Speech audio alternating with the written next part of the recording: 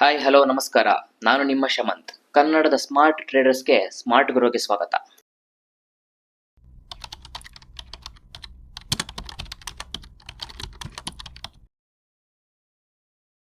ಇವಾಗ ನಿಫ್ಟಿ ಮುಂದಿನ ವಾರ ಏನಾಗುತ್ತೆ ಅಂತ ನೋಡೋಣ. ಅಂದರೆ ಸೆಪ್ಟೆಂಬರ್ನ 3ನೇ ವಾರ ನಿಫ್ಟಿ ಏನಾಗುತ್ತೆ ಅಂತ ನೋಡೋಣ. ಅದಕ್ಕೂ ಮುಂಚೆ ಲಾಸ್ಟ್ ವೀಕು ನಿಫ್ಟಿ ಎಲ್ಲಿ ಕ್ಲೋಸ್ ಆಗಿತ್ತು?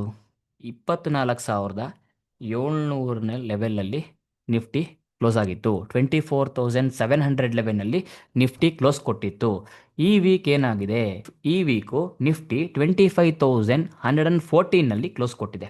ಅಂದರೆ ಹೋದ ವಾರಕ್ಕಿಂತ ಮೇಲೆ ನಿಫ್ಟಿ ಕ್ಲೋಸ್ ಕೊಟ್ಟಿದೆ. ಲಾಸ್ಟ್ ವೀಕ್ 24,700 ಲೆವೆಲಿಂದ ಈ ವಾರದ 25,115 ಅಂತಂದರೆ ಆಲ್ಮೋಸ್ಟ್ 360 ಪಾಯಿಂಟ್ಸ್ ನಿಫ್ಟಿ ಏರಿದೆ. 1.45% ಅಷ್ಟು ನಿಫ್ಟಿ ಲಾಸ್ಟ್ ವೀಕ್ಗಿನ ಈ ವೀಕು ಏರಿ ಮೇಲ್ಗಡೆ ಬುಲ್ಲಿಶಲ್ಲಿ ಕ್ಲೋಸ್ ಕೊಟ್ಟಿದೆ. ನೋಡಿ, ಯಾವಾಗಲೂ ಮಾರ್ಕೆಟು ರೆಡ್ ಕ್ಯಾಂಡಲ್ ಬಂತು ಅಂದರೆ ಬೇರಿಶ್, ಗ್ರೀನ್ ಕ್ಯಾಂಡಲ್ ಬಂತು ಅಂದರೆ ಬುಲ್ಲಿಶ್. ನಿಫ್ಟಿ ಗ್ರೀನ್ ಕ್ಯಾಂಡಲಲ್ಲಿ ಕ್ಲೋಸ್ ಕೊಟ್ಟಿದೆ, ಬುಲ್ಲಿಶಲ್ಲಿ ಕ್ಲೋಸ್ ಕೊಟ್ಟಿದೆ. ಇದು ಗಮನ ಕೊಡಬೇಕಾದಂಥ ಪಾಯಿಂಟು. ಇನ್ನೊಂದು ಪಾಯಿಂಟ್ ಏನು ಗಮನಿಸಬೇಕು ಅಂತಂದರೆ, 2 ವಾರದ ಕೆಳಗೆ ಆಗಸ್ಟ್ ಲಾಸ್ಟ್ ವೀಕ್ನ ನಿಫ್ಟಿ ಏನು ಮಾಡಿತ್ತು, ಹೈ ಏನು ಮಾಡಿತ್ತು, ಈ ಲೆವೆಲ್ಲು 25,000 ಹೈ ಮಾಡಿತ್ತು, 24,413 ಲೋ ಮಾಡಿತ್ತು. ಆಗಸ್ಟ್ ಲಾಸ್ಟ್ ವೀಕು ದೊಡ್ಡ ರೆಡ್ ಕ್ಯಾಂಡಲ್ ಬಂದಿತ್ತು. ಆ ರೆಡ್ ಕ್ಯಾಂಡಲ್ನ ಹೈ ಮೇಲೆ, ಅಂದರೆ ಆಗಸ್ಟ್ ಲಾಸ್ಟ್ ವೀಕಲ್ಲಿ ಏನು ಹೈ ಮಾಡಿತ್ತೋ ಆ ಹೈ ಮೇಲೆ ನಿಫ್ಟಿ ಕ್ಲೋಸ್ ಕೊಟ್ಟಿದೆ ಇವಾಗ. ಅಂದರೆ ಆಗಸ್ಟ್ ಲಾಸ್ಟ್ ವೀಕ್ಗಿನ ಇವಾಗ ಬುಲ್ಲಿಶ್ ಇದೆ ಅಂತ ತೋರಿಸ್ತಾ ಇದೆ. ಆಮೇಲೆ ಇಲ್ಲಿ August first week, second week, third weak, fourth week ಇದಿಷ್ಟು ನೋಡೋಕೆ ಹೋದರೆ ಓವರ್ ಆಲ್ ಆಗಸ್ಟ್ನಲ್ಲಿ ಹೈ ಬಂದು 25,133, 25,153 ಹೈ ಮಾಡಿತ್ತು. ಆಗಸ್ಟ್ ಹೈ ಇದು 25,153, 25,153. ಸೊ ಇವಾಗ ನಾವು ಗಮನಿಸಬೇಕಾಗಿರೋದು ಏನು ಅಂತಂದರೆ, ಈ ವೀಕಲ್ಲಿ ಥರ್ಡ್ ವೀಕ್ ಆಫ್ ಸೆಪ್ಟೆಂಬರ್ನಲ್ಲಿ ಈ ಲೆವೆಲ್ನ 25,150 ಮೇಲೆ ಸಸ್ಟೈನ್ ಆಗತ್ತಾ ಅಂತ ಫಸ್ಟ್ ನೋಡಬೇಕು. ಇದ್ರ ಮೇಲೆ ಸಸ್ಟೈನ್ ಆಗಿ ಪ್ರೈಸ್ ಆಕ್ಷನ್ ಮಾಡ್ತು ಅಂತಂದರೆ ನಿಫ್ಟಿ ಬುಲ್ಲಿಶ್ ಕಂಟಿನ್ಯೂಷನ್ ಆಗತ್ತೆ. ಅಂದರೆ ಇನ್ನ ಮಾರ್ಕೆಟು ಮೇಲೆ ಹೋಗುತ್ತೆ, ನಿಫ್ಟಿ ಪ್ರೈಸ್ ಇನ್ನೂ ಮೇಲಕ್ಕೆ ಹೋಗುತ್ತೆ ಅಂತ ಅರ್ಥ. ಫಸ್ಟ್ ಲೆವೆಲ್ ಬಂದು 25,150, ಇದು ಆಗಸ್ಟ್ ತಿಂಗಳ ಹೈ.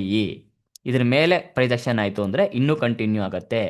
ಎಲ್ಲಿ ತನಕ ಕಂಟಿನ್ಯೂ ಆಗಬಹುದು ಅಂತಂದರೆ, ಈ ವೀಕಲ್ಲಿ ನಿಫ್ಟಿ 25,300 ತನಕ ಹೋಗೋವಂಥ ಚಾನ್ಸಸ್ ಇದೆ, 300ಕ್ಕಿಂತ ಮೇಲೆ ಹೋಗೋವಂಥ ಚಾನ್ಸಸ್ಸು ಇದೆ. ಆದರೆ ಈ ವೀಕಲ್ಲಿ ನೋಡಿ, ಇವಾಗ ಈ ವೀಕಲ್ಲಿ 25,114ರಲ್ಲಿ ಕ್ಲೋಸ್ ಕೊಟ್ಟಿದೆ ನಿಫ್ಟಿ ಸೆಪ್ಟೆಂಬರ್ ಸೆಕೆಂಡ್ ವೀಕಲ್ಲಿ. ಅದೇ Nifty next week September third weak close ಬಂದು ನೆಕ್ಸ್ಟ್ ವೀಕಲ್ಲಿ ನೋಡಿದಾಗ ಇನ್ನೊಂದು ಯಾವುದೋ ಗ್ರೀನ್ ಕ್ಯಾಂಡಲ್ ಬಂದಿರುತ್ತೆ, ಯಾವುದೋ ಒಂದು ಕ್ಯಾಂಡಲ್ ಬಂದಿರುತ್ತೆ. ಆ ಕ್ಯಾಂಡಲ್ ಬಂದು 25,300 ಮೇಲೆ ಕ್ಲೋಸ್ ಕೊಟ್ಟರೆ ನಮಗೆ ಇನ್ನೊಂದು ರೌಂಡ್ ಆಫ್ ಕನ್ಫರ್ಮೇಷನ್ನು ನಿಫ್ಟಿ ಮೇಲಕ್ಕೆ ಹೋಗುತ್ತೆ ಅಂತ, ಇನ್ನೂ ಮಾರ್ಕೆಟು ಬುಲ್ಲಿಶ್ ಹೋಗುತ್ತೆ ಅಂತ ಇನ್ನೊಂದು ಕನ್ಫರ್ಮೇಷನ್ ಸಿಗುತ್ತೆ. ಆ ಕನ್ಫರ್ಮೇಷನ್ ಮೇಲೆ ನಾವೇನು ಹೇಳ್ಬೋದು ಅಂತಂದರೆ, ರೀಸೆಂಟಾಗಿ ಆಗಸ್ಟ್ ಹೈನ ಬ್ರೇಕ್ಔಟ್ ಮಾಡ್ತು, ನೆಕ್ಸ್ಟ್ ಜುಲೈ ಹೈನ ಬ್ರೇಕ್ಔಟ್ ಮಾಡುತ್ತೆ, ನೆಕ್ಸ್ಟ್ ಜೂನ್ ಹೈ ಹತ್ರ ಬರುತ್ತೆ. ಜೂನ್ ಹೈ ಬಂದು 25,670, ಜೂನ್ ಹೈ ಬಂದು 24,670 ಲೆವೆಲ್ ಹೈ. ಈ ಹೈನ ಬ್ರೇಕ್ಔಟ್ ಮಾಡ್ತು ಅಂತಂದರೆ ಮಾರ್ಕೆಟ್ ಮತ್ತೆ ಆಲ್ ಟೈಮ್ ಹೈ 26,300 ತನಕ ಹೋಗೋ ಚಾನ್ಸಸ್ ಇರುತ್ತೆ. ಇವಾಗ ಸದ್ಯಕ್ಕೆ ಸೆಪ್ಟೆಂಬರ್ ಆಗಸ್ಟಲ್ಲಿ ಅಥವಾ ಅಕ್ಟೋಬರ್ ಫಸ್ಟ್ ವೀಕ್ ಒಳಗೆ ನಿಫ್ಟಿ ಈ ಲೆವೆಲ್ಗೆ ಬರುವಂಥ ಚಾನ್ಸಸ್ ಇದೆ. ಏನಕ್ಕೆ ಅಂತಂದರೆ ಯು ಎಸ್ ಮಾರ್ಕೆಟ್ ಕೂಡ ಫುಲ್ಲು ಬುಲ್ಲಿಶ್ ಇದೆ. ಹೈ ಮೇಲೆ ಹೈ ಯು ಎಸ್ ಮಾರ್ಕೆಟ್ ಒಂದೇ ಸಮ ಹೈ ಮಾಡ್ಕೊಂಡು ಹೋಗ್ತಾನೇ ಇದೆ. ಮತ್ತು ಸೆಪ್ಟೆಂಬರ್ 17 ಬಂದು ಯು ಎಸ್ ಅಲ್ಲಿ ಫೆಡ್ ರೇಟ್ನ ಕಟ್ ಮಾಡೋವಂಥ ಚಾನ್ಸಸ್ ಇದೆ. ಅದು ಮಾರ್ಕೆಟ್ಗೆ, ಇಡೀ ವರ್ಲ್ಡ್ ಮಾರ್ಕೆಟ್ಗೆ ಬುಲ್ಲಿಶ್ ಅಂದರೆ ಪಾಸಿಟಿವ್ ಸಂಕೇತ. ಅದಾದಮೇಲೆ ನಮ್ಮ ಇಂಡಿಯನ್ ಮಾರ್ಕೆಟಲ್ಲಿ ಕೂಡ ಅಕ್ಟೋಬರ್ ಮತ್ತು ಡಿಸೆಂಬರ್ನಲ್ಲಿ RBI ರೇಟ್ ಕಟ್ ಮಾಡುವಂಥ ಚಾನ್ಸಸ್ ಇದೆ. ಗ್ಲೋಬಲ್ ಕ್ಯೂಸ್ ಅಂತ ಹೇಳ್ತೀವಿ, ಬೇರೆ ದೇಶದ ಮಾರ್ಕೆಟು ಪಾಸಿಟಿವ್ ಇದೆಯಾ ಅಂತ ನೋಡಿಕೊಂಡು ನಮ್ಮ ಮಾರ್ಕೆಟು ಮೇಲೆ ಹೋಗುತ್ತೆ, ಅದನ್ನು ಗ್ಲೋಬಲ್ ಕ್ಯೂಸ್ ಅಂತಲೂ ಹೇಳ್ತೀವಿ. ಮತ್ತು ಗಿಫ್ಟ್ ನಿಫ್ಟಿನಲ್ಲಿ ಕೂಡ ನಾವು ಮಾರ್ಕೆಟು ಎಲ್ಲಿ ಓಪನ್ ಆಗುತ್ತೆ, ಎಲ್ಲಿ ಕ್ಲೋಸ್ ಆಗ್ತದೆ, ನಾಳೆ ಬೆಳಗ್ಗೆ ಸೋಮವಾರ ಬೆಳಗ್ಗೆ ಮಾರ್ಕೆಟ್ ಓಪನ್ ಆಯಿತು ಅಂದರೆ ಎಲ್ಲಿ ಓಪನ್ ಆಗಬಹುದು, ಸೋಮವಾರ ಆದಮೇಲೆ ಮಂಗಳವಾರ ಬೆಳಗ್ಗೆ ಮಾರ್ಕೆಟ್ ಎಲ್ಲಿ ಓಪನ್ ಆಗ್ಬೋದು ಅಂತ ನೋಡೋದಕ್ಕೆ ನಾವು ಗ್ಲೋಬಲ್ ಕ್ಯೂಸ್ ಅಂತ ನೋಡ್ತೀವಿ. ಇದನ್ನು ನೀವು ಮನಿ ಕಂಟ್ರೋಲ್ ಆಗಿರ್ಬೋದು, ಟ್ರೇಡಿಂಗ್ ವ್ಯೂನಲ್ಲಾಗಿರ್ಬೋದು, ನೀವು ಗಿಫ್ಟ್ ನಿಫ್ಟಿ ಮೂಲಕ ನೋಡಬಹುದು. ಒಂದಷ್ಟು ಜನ ನನಗೆ ವಾಟ್ಸಪ್ ಮಾಡಿದ್ರಿ, ಏನಂತ, ಟ್ರೇಡಿಂಗ್ ವ್ಯೂ ನೋಡೋದ್ರ ಬಗ್ಗೆ ಹೇಳ್ಕೊಡಿ ಅಂತ. ಸೊ ನಾವು ನೆಕ್ಸ್ಟ್ ಒಂದು ವಿಡಿಯೋ ಬಿಡ್ತೀವಿ, ಅದರಲ್ಲಿ ನೀವು ಟ್ರೇಡಿಂಗ್ ವ್ಯೂನ ಯಾಕೆ ಉಪಯೋಗಿಸ್ತೀರಾ, ಟ್ರೇಡಿಂಗ್ ವ್ಯೂನ ಹೇಗೆ ಉಪಯೋಗಿಸ್ಬೇಕು ಎಲ್ಲದನ್ನು ಹೇಳ್ತೀವಿ. ಬೇಸಿಕ್ಸಲ್ಲಿ ಟ್ರೇಡಿಂಗ್ ವ್ಯೂ ಬಗ್ಗೆ ಹೇಳ್ಕೊಡ್ತೀವಿ. ಅದನ್ನು ಮಿಸ್ ಮಾಡ್ದಲೆ ನೆಕ್ಸ್ಟ್ ಬರುವಂಥ ವಿಡಿಯೋದಲ್ಲಿ ನೋಡಬಹುದು.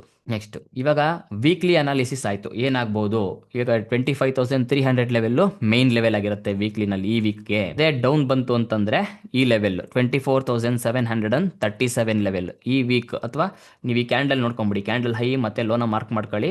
ಇದ್ರ ಮೇಲೆ ಬ್ರೇಕ್ಔಟ್ ಕೊಡ್ತು ಅಂತಂದರೆ 25,150 ಮೇಲೆ ಬ್ರೇಕ್ಔಟ್ ಕೊಡ್ತು ಅಂದರೆ 300, 400, 550 ಲೆವೆಲ್ಸು, ಅಥವಾ 25,670 ಲೆವೆಲ್ ನಮಗೆ ನೆಕ್ಸ್ಟ್ ಟಾರ್ಗೆಟ್ಸ್ ಆಗಿರುತ್ತೆ.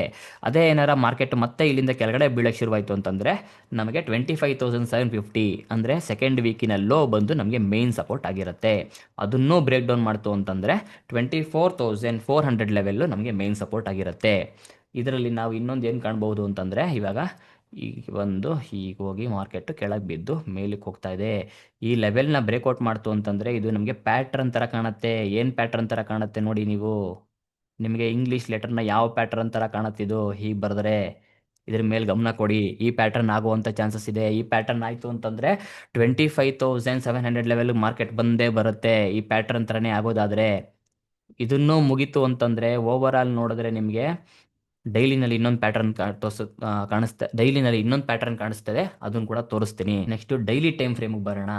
ಡೈಲಿ ಟೈಮ್ ಫ್ರೇಮ್ ಬಂದರೆ ನಿಮಗೆ ಏನು ಕಾಣ್ತದೆ ನೋಡಿ, ಇಲ್ಲಿ ಒಂದು ಲೆವೆಲ್ನ ಮಾರ್ಕ್ ಮಾಡ್ತೀನಿ. ಈ ಲೆವೆಲ್ಗಳ ಮೇಲೆ ಕಣ್ಣಿಡಿ.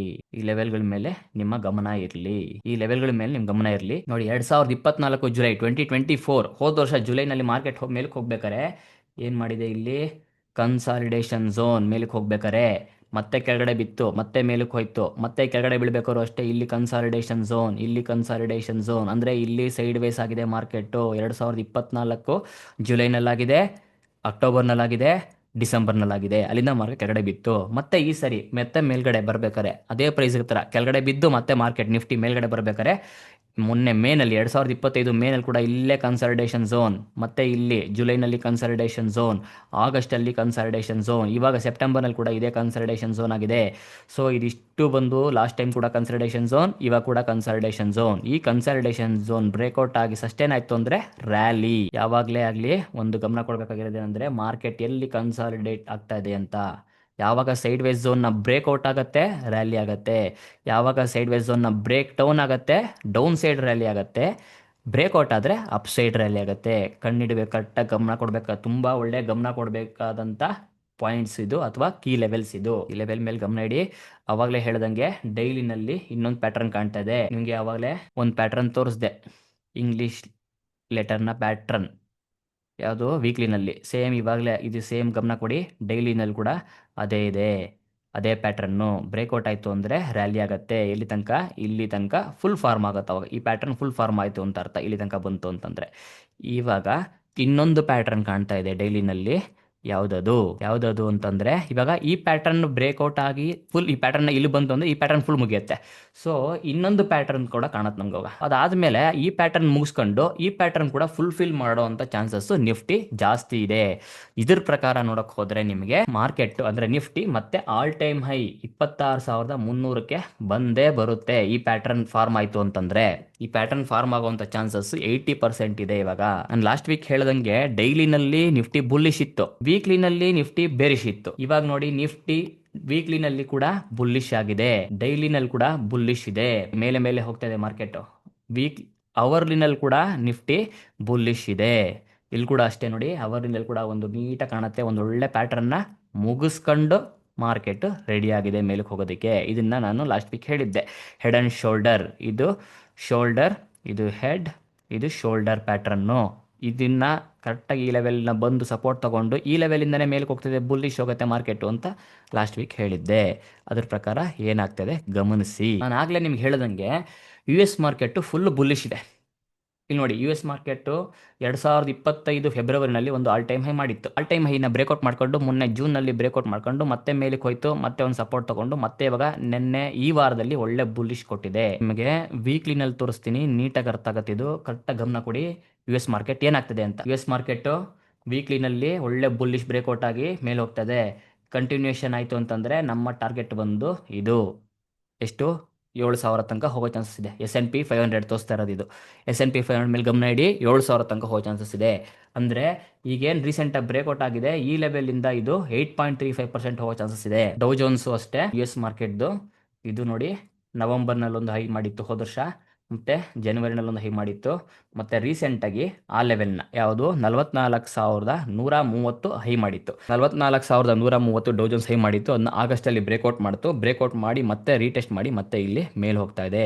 ಇಲ್ಲಿ ಕೂಡ ನಿಮಗೆ ನೋಡಿ ಮೇಲ್ ಹೋಗುತ್ತೆ, ಕೆಳಗೆ ಬರುತ್ತೆ, ಮೇಲ್ ಹೋಗುತ್ತೆ, ಕೆಳಗೆ ಬರುತ್ತೆ, ಮೇಲ್ ಹೋಗುತ್ತೆ. ಸೊ ಓವರ್ ಆಲ್ ಫಾರ್ಮೇಶನ್ ಬಂದು ಬುಲ್ಲಿಶ್ ಇದೆ.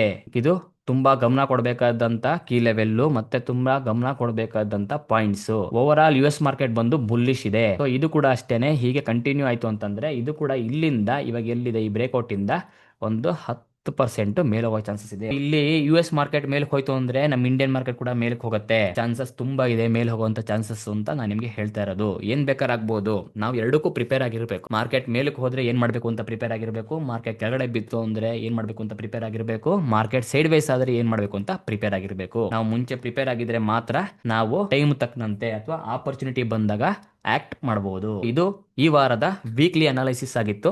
ಮತ್ತೆ ವೀಕ್ಲಿ ಅನಾಲಿಸಿಸ್ ಮೂಲಕ ಮುಂದಿನ ವಾರ ಸಿಗೋಣ. Thank you.